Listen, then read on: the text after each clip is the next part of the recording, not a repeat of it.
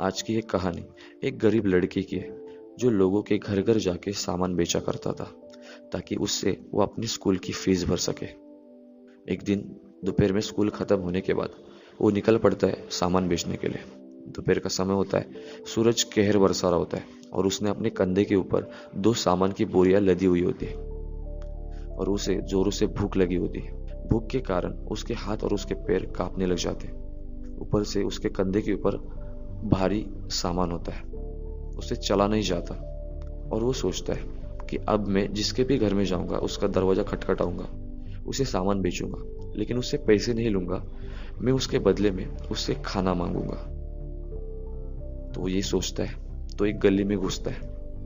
गली में जाके सामने एक घर होता है, उस घर का दरवाजा खटखटाता है। कुछ समय के बाद एक छोटी सी लड़की उस दरवाजे को खोलती है। उस लड़की को देख के ये थोड़ा सा ब्लैंक हो जाता है। उसे इतनी भूख लगी थी कि उस लड़की को कुछ बोला ही नहीं जा रहा था। फिर भी थोड़ी सी हिम्मत करके वो उस लड़की से एक गिलास पानी मांगता है। जब वो लड़की किचन में जाती है तब ये सोचती है कि इस लड़के के दोनों कंधे के ऊपर सामान की बोरियां लदी हुई है, ऊपर से ये पसीने से पूरा भीग चुका है। इसे पानी के बदले में एक गिलास दूध दे देती हूँ। तो वो एक गिलास भर दूध लेके बाहर आती है, उस लड़के को देती है। वो लड़का दूध पी जाता है और उस लड़की का शुक्रिया करता है। उस लड़की को बोलता है कि धन्यवाद, आपने मुझे दूध पिला दिया, मुझे काफी जोरों से भूख लगी थी, आपने इस भूखे को दूध पिला दिया। तो वो लड़का उसके बदले में उसे कुछ पैसे देता है, तो लड़की मना कर देती है। तो लड़का बोलता है कि इसके बदले में आप कुछ सामान खरीद लो। तो लड़की ना बोलते मुझे कोई सामान नहीं चाहिए।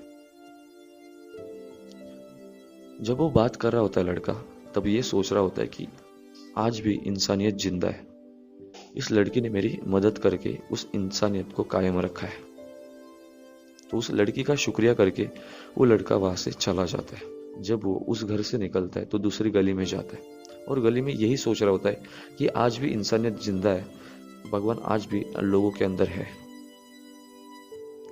तो उस दिन वो सामान बेचता है, अपनी स्कूल की फीस भरता है और कुछ सालों के बाद जैसे जैसे वो बड़ा होता जाता है, उसका कॉलेज कंप्लीट करता है, वो लड़का एक अच्छा डॉक्टर बन जाता है और वो शहर चला जाता है।